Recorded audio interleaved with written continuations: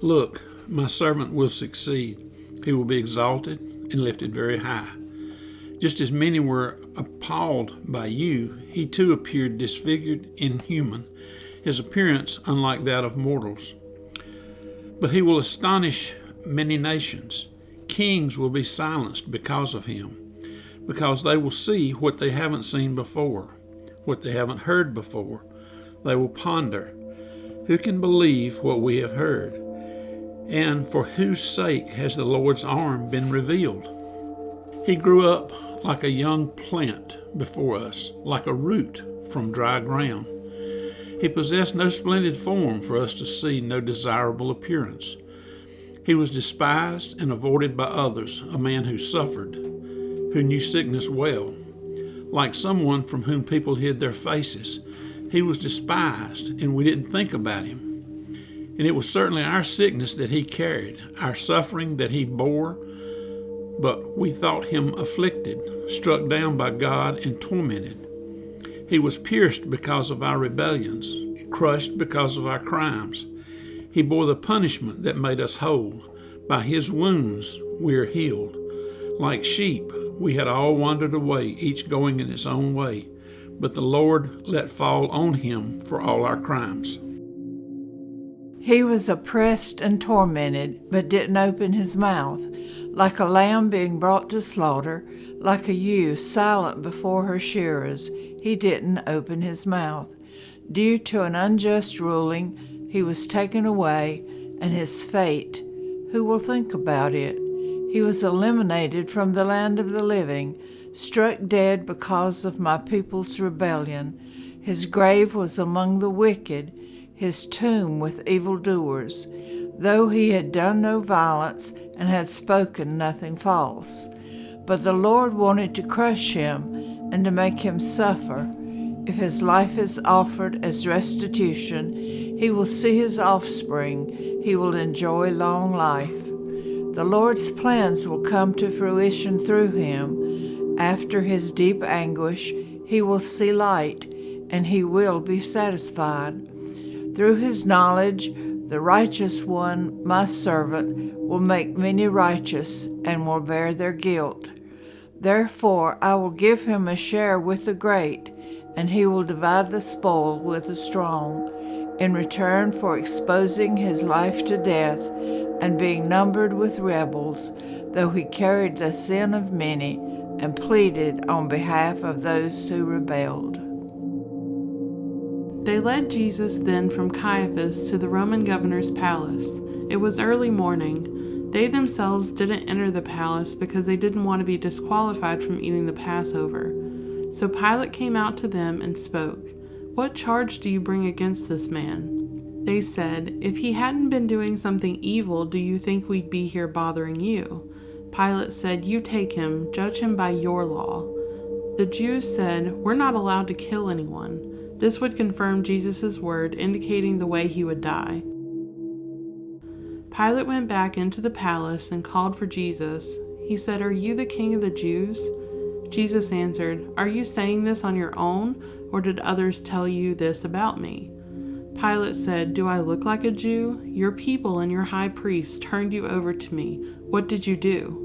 "My kingdom," said Jesus, "doesn't consist of what you see around you. If it did, my followers would fight so that I wouldn't be handed over to the Jews. But I'm not that kind of king, not the world's kind of king." Then Pilate said, "Are you a king or not?" Jesus answered, "You tell me, because I am king. I was born and entered the world so that I could witness to the truth. Everyone who cares for truth, who has any feeling for the truth, recognizes my voice." Pilate said, "What is truth?" Then he went back out to the Jews and told them, "I find nothing wrong in this man. It's your custom that I pardon one prisoner at Passover. Do you want me to pardon the king of the Jews?" They shouted back, "Not this one, but Barabbas." Barabbas was an outlaw. So Pilate took Jesus and had him whipped. The soldiers, having braided a crown from thorns, set it on his head, threw a purple robe over him, and approached him with, "Hail, King of the Jews!" Then they greeted him with slaps in the face. Pilate went back out again and said to them, "I present him to you, but I want you to know that I do not find him guilty of any crime." Just then Jesus came out wearing the thorn crown and purple robe. Pilate announced, "Here he is, the man." When the high priest and police saw him, they shouted in a frenzy, "Crucify! Crucify!" Pilate told them, "You take him, you crucify him. I find nothing wrong with him." The Jews answered, "We have a law, and by that law he must die because he claimed to be the Son of God." When Pilate heard this, he became even more scared. He went back into the palace and said to Jesus, "Where did you come from?" Jesus gave no answer. Pilate said, "You won't talk? Don't you know that I have the authority to pardon you and the authority to crucify you?" Jesus said, "You haven't a shred of authority over me except what has been given you from heaven. That's why the one who betrayed me to you has committed a far greater fault." At this, Pilate tried his best to pardon him, but the Jews shouted him down. "If you pardon this man, you're no friend of Caesar's. Anyone setting himself up as king defies Caesar." When Pilate heard those words, he led Jesus outside. He sat down at the judgment seat in the area designated Stone Court, in Hebrew, Gabbatha. It was the preparation day for Passover. The hour was noon. Pilate said to the Jews, "Here is your king." They shouted back, "Kill him! Kill him! Crucify him!" Pilate said, "I am to crucify your king?" The high priest answered, "We have no king except Caesar." Pilate caved into their demand. He turned him over to be crucified. They took Jesus away. Carrying his cross, Jesus went out to the place called Skull Hill. The name in Hebrew is Golgotha, where they crucified him, and with him 2 others, one on each side, Jesus in the middle. Pilate wrote a sign and had it placed on the cross. It read, "Jesus the Nazarene, the King of the Jews." Many of the Jews read the sign because the place where Jesus was crucified was right next to the city. It was written in Hebrew, Latin, and Greek. The Jewish high priest objected. "Don't write," they said to Pilate, "the King of the Jews. Make it." This man said, "I am the King of the Jews." Pilate said, "What I've written, I've written." When they crucified him, the Roman soldiers took his clothes and divided them up 4 ways, to each soldier a 4th. But his robe was seamless, a single piece of weaving. So they said to each other, "Let's not tear it up. Let's throw dice to see who gets it." This confirmed the scripture that said, "They divided up my clothes among them and threw dice for my coat." The soldiers validated the scriptures. While the soldiers were looking after themselves, Jesus' mother, his aunt, Mary the wife of Clopas, and Mary Magdalene stood at the foot of the cross. Jesus saw his mother and the disciple he loved standing near her. He said to his mother, "Woman, here is your son." Then to the disciple, "Here is your mother." From that moment, the disciple accepted her as his own mother.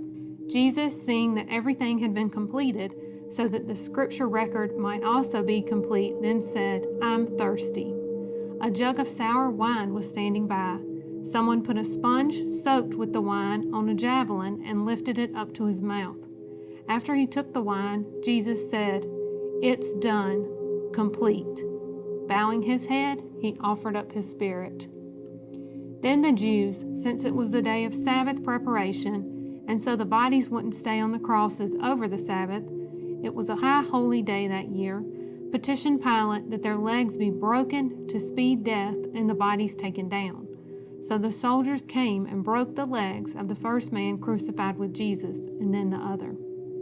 When they got to Jesus, they saw that he was already dead, so they didn't break his legs. One of the soldiers stabbed him in the side with his spear. Blood and water gushed out. The eyewitnesses to these things has presented an accurate report. He saw it himself and is telling the truth so that you also will believe. These things that happened confirm the scripture. Not a bone in his body was broken, and the other scripture that reads, "They will stare at the one they pierced." After all this, Joseph of Arimathea, he was a disciple of Jesus, but secretly, because he was intimidated by the Jews, petitioned Pilate to take the body of Jesus. Pilate gave permission, so Joseph came and took the body. Nicodemus, who had first come to Jesus at night, came now in broad daylight carrying a mixture of myrrh and aloes, about 75 pounds. They took Jesus' body, following the Jewish burial custom, wrapped it in linen with the spices. There was a garden near the place where he was crucified, and in the garden a tomb in which no one had yet been placed. So because it was Sabbath preparation for the Jews, and the tomb was convenient, they placed Jesus in it.